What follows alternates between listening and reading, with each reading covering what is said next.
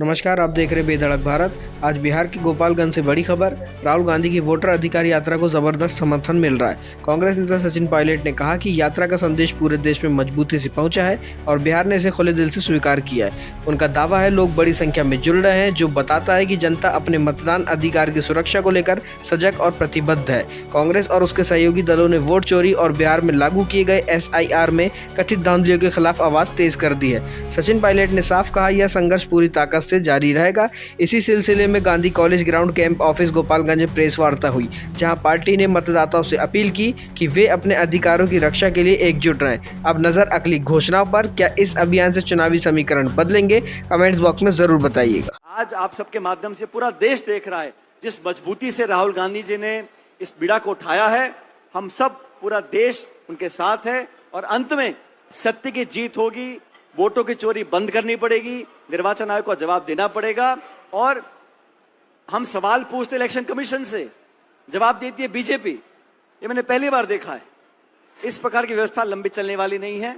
और अंत में आज एक हिंसक वारदात हुई है प्रदेश कांग्रेस कमेटी के मुख्यालय पर।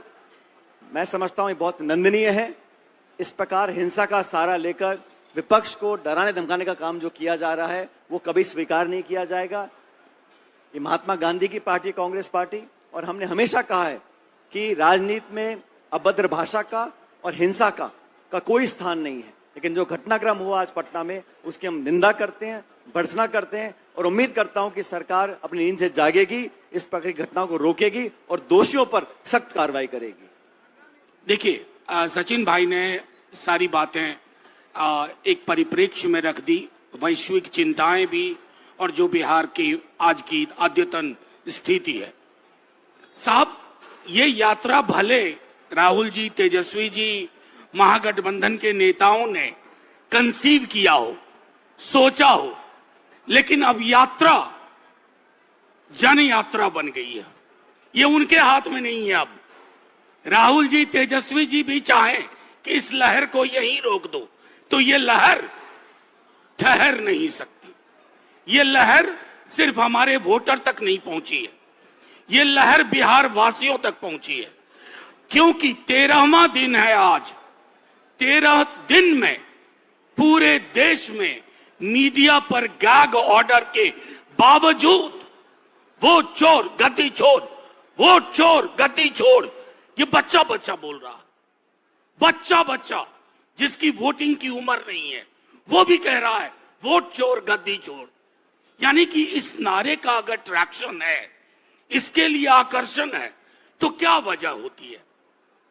सबसे मौलिक चीज है कि लोग बदलाव चाहते हैं, अंधेरे में रोशनी का सुराग चाहते हैं, लोग रोजगार चाहते हैं, लोग बदहाल स्वास्थ्य और शिक्षा व्यवस्था में खुशहाली देखना चाहते हैं, बेहतर देखना चाहते हैं। लेकिन आप उनके हाथ काट रहे हो। ये बदलाव मत से होता है, वोट से होता है, और आप ने वोटर ही डिलीट करना शुरू किया। आपसे कोई आंकड़ा मांगे, सचिन भाई को मैं बताऊं, तमाम लोग जानते हैं, हम सबसे पहले चुनाव आयोग के पास गए, पूरी टीम, हाथ जोड़ा, ये अन्याय कर रहे हो, हंस के टाला, अहंकार वाली हंसी। इतनी सारी चीजें, आज मैं उस विस्तार में नहीं जाऊंगा। फिर हम सर्वोच्च न्यायालय गए। सर्वोच्च न्यायालय ने 2 दफे कहा कि आधार को दिशा निर्देश दिया कि आधार को लो।